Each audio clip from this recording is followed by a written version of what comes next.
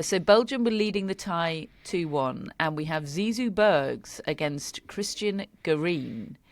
So Bergs broke Garin to lead 6-5 in the third and deciding set of their match. So that's a huge break of serve. It's going to leave him serving for the match.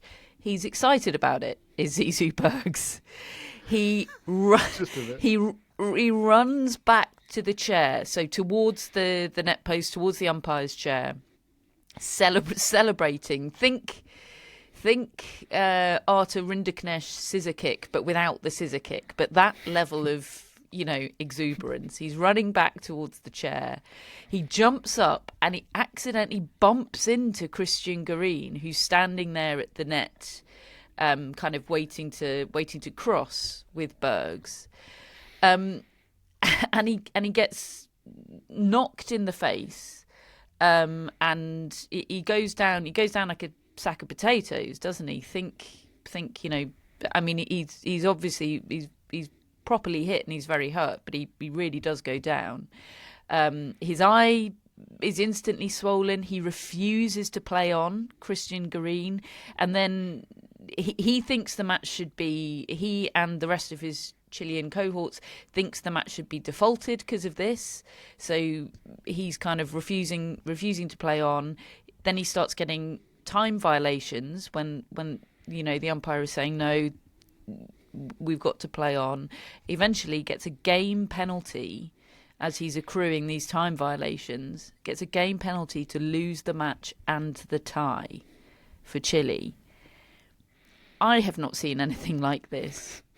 Matt's not seen anything like this, and David, who has been watching Davis Cup for even longer than we have, you've also never seen anything like this. What on earth happened there? And who I mean, there isn't anything in the rule books for this, right? I mean, I totally understand why Garin thought the match should be stopped, but also, like, what rule would that be pursuant to exactly? Like, there's no precedent for this. Yeah, this was absolutely extraordinary, and it's interesting. In my big YouTube watch on Davis Cup, I couldn't find this clip on the ITF channel at all, and the highlights of that match have just gone up an hour ago, 8 hours after all the other clips. I wonder whether they've had a little think about what they're going to do with it, because this was a stoppage of 12 minutes. Whilst between him colliding with Garin and the game, set and match being called, so this is a long period of time, and somebody had put the clip up in its entirety, and I watched all of it. I think he should have been defaulted. I think that he didn't intend to do it. I mean, it was exuberance, it was excitement, but it was reckless, and he is.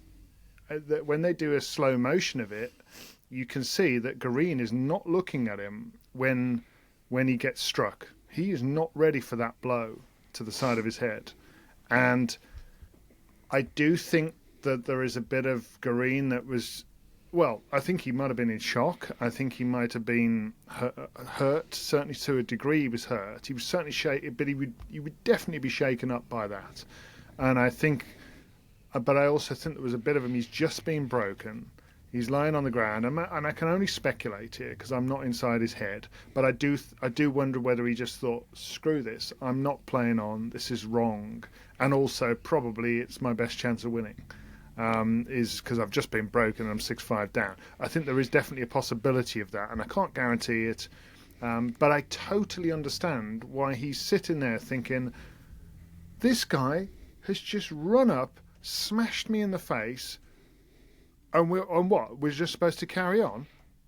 I think, and I know Bergs was instantly apologetic, and I believe him. I believe that he didn't intend to do that, but you get punished for doing things recklessly on the roads. I don't see why you would not get punished for doing something recklessly like that. Well, David, you also get punished for doing things recklessly on a tennis court. The rules about racket smashing and ball abuse take intent out of the picture, don't they? If you do something with your racket or your ball that hurts somebody, then that's certainly considered for a default. Or if you do something that's out of control or reckless, that's considered as a default as well, even if there's absolutely no intent behind it at all. Like if he had done that very same thing to a lines person, a lines judge, a line judge. Why did I just forget what a line judge is called? If he had done that very same thing to a line judge, it probably would have been a default, right? But I guess the fact that it was the opponent, even though that's sort of worse, seems to have kind of clouded the picture. Matt, what do you think? I think I agree that he should have been defaulted. I was what sort of made this whole thing, it was obviously a tough situation, and we don't sort of want Garin to be hurt or injured, but as a viewer, I was completely enthralled by it, and it kind of got funnier when it turned out that the referee on hand was Carlos Ramos, who obviously, if you know your tennis history, he's been involved in situations before, and here he is plunged into another one. And he ended up doing a press conference after this, did Carlos Ramos, which is very rare for a situation like this. And he explained that the reason that they carried on was that Bergs was cleared fit to play by an independent doctor. They Garin. thought he could. Sorry.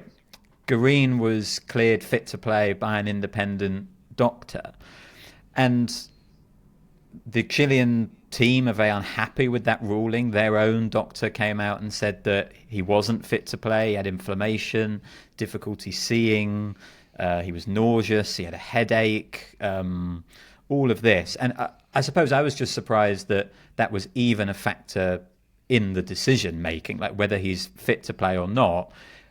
Bergs has, yes, accidentally, but recklessly barged into him. And I think the Chilean team were absolutely right to be pretty appalled by this decision. And they were clearly all behind Garin.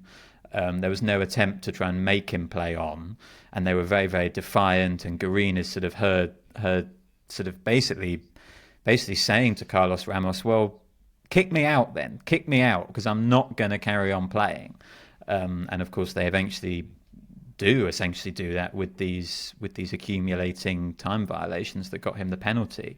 I don't think it's the end of this. I know that the Chilean Tennis Federation are going to kind of appeal this decision, and there was a statement I saw from the Chilean Olympic Committee as well, which was backing them up. And this is my translation, but they described it as one of the saddest and most unfair episodes they can remember in sport.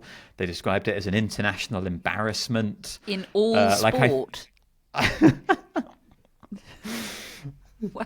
Maybe this sport. I can't remember whether it was all sport or tennis, but it was still a big statement. And I think they're really gonna try and just complain about this and appeal this. I can't imagine that anything will be done. I should think the ITF will stand by their decision here, and the result won't be overturned. But gosh, yeah, it was an awful lot of drama, and the fact that it happened in the decisive match for the tie as well. Like it wasn't just the match that ended here; it ended the entire tie, made it sort of even bigger as well. And yeah, like I've never seen anything like that, and I do think I was surprised that he wasn't defaulted, I must say.